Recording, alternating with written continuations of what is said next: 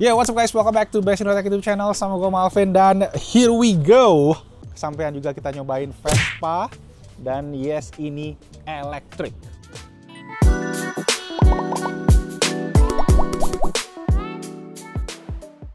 Jadi ceritanya gue itu pas lagi jalan-jalan di salah satu mall di Jakarta dan ngelihat ada pameran si Vespa Elettrica ini. Dan by the way, sekarang itu juga lagi ada pamerannya di PIM ya, Pondok Indah Mall tanggal 4 sampai 10 September 2023. Nah, di sana gue coba check-in, terus ngobrol-ngobrol sama masnya dan ternyata pas banget nih lagi ada sesi test ride.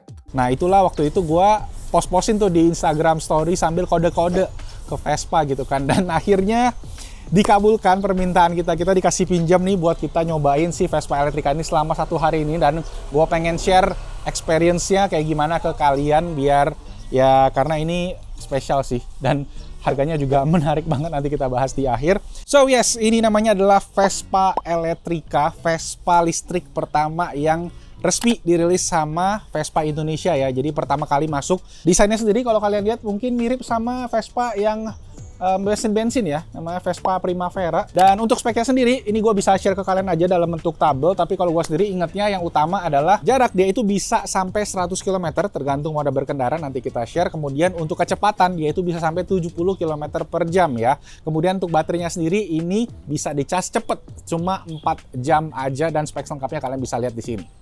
Warnanya cuma satu ini aja ya, warna abu-abu plus ada list warna biru ya, yang ya mencerminkan ini Vespa listrik gitu, beda sama yang lain, ada aksen-aksen warna biru juga.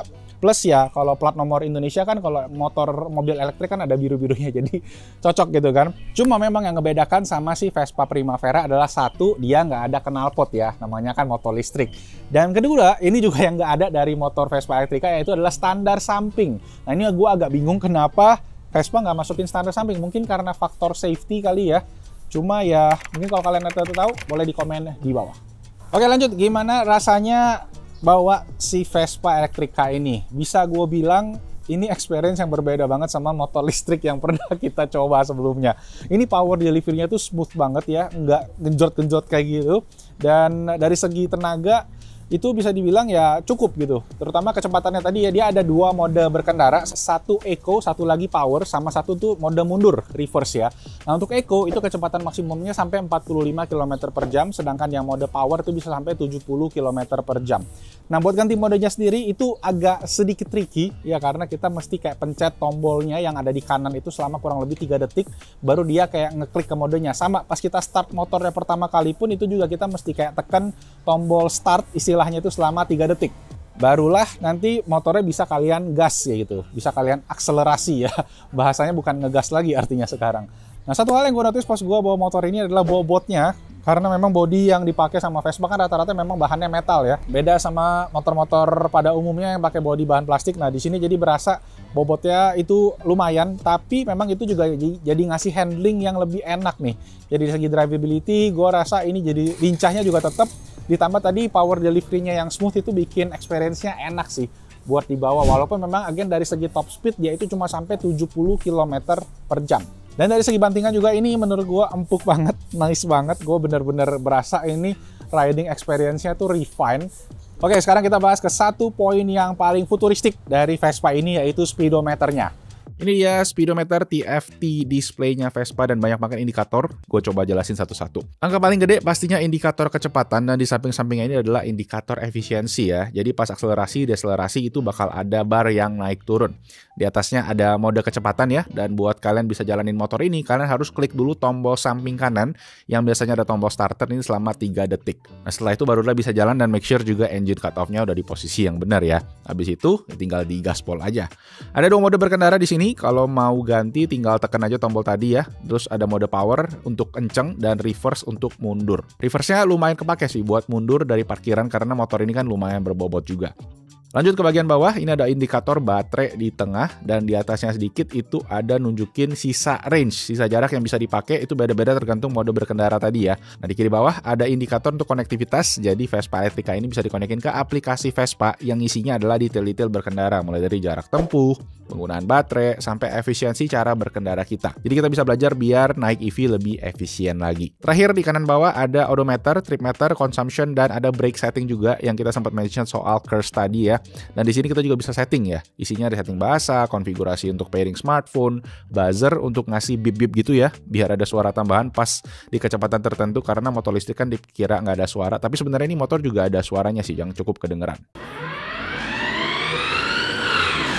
Lanjut ada backlight, ini untuk atur lighting speedometer, dimana kalau otomatis itu pas terang backgroundnya putih, pas gelap dia otomatis jadi hitam jadi gelap. Terakhir braking buat curse itu juga ada 2 level tadi, kalau yang ini gue pakai level lebih tinggi, pengereman pas deakselerasi lebih tinggi, lebih berasa ya, yang bisa nyimpan energi buat ke baterainya juga. Memang sih motor listrik ini tuh terbilang akselerasinya nggak ngejambak kayak kendaraan listrik lain yang pernah gua coba. Malah rasanya ini mirip sama motor konvensional gitu ya, tapi kerasa smooth banget.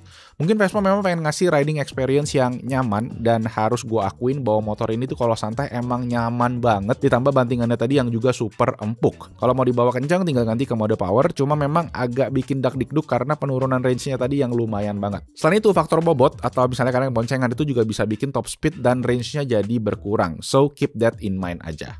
Oke, untuk storage penyimpanan ada beberapa di motor ini. Pertama di bawah kursi itu ada yang lumayan gede, ini bisa muat helm half face paketannya Vespa Elettrica, atau kalau mau ditaruh di luar itu ya juga ada semacam hook, semacam kaitan di bawah tempat duduknya. Di seberangnya ada storage kecil yang ada juga sebuah lubang USB buat nge-charge HP kalian, dan bisa juga dipakai buat taruh botol minum kecil hingga sarung tangan. Oke, balik ke bagasi lagi, di bawahnya ini ada baterainya, baterai si motornya lumayan banyak nih, dan di situ juga ada kabel charging di belakangnya buat nge-charge si Vespa Elettrica ini. Agak unik memang, jadi kabelnya itu mesti ditarik panjang keluar, kemudian dihubungkan ke konektornya, baru bisa dicolokin ke dinding ya, ke wall plug. Jadi kabelnya itu kayak model keriting kayak gitu ya, dan cukup panjang sebenarnya, cuma idealnya sih jarak dari motor ke lubang colokan listrik itu harus dekat, kayak kurang lebih 1-2 meter. Charging wattnya itu lumayan gede di 1500 watt, dan klaimnya Vespa ini bisa nge-charge full dalam 4 jam tadi ya. Wajar sih karena baterainya udah model lithium ion yang bisa terima daya lebih gede, jadi chargingnya lebih cepat, baterainya juga lebih awet, dan distribusi power juga konsisten, dan emang jadi standar EV zaman sekarang.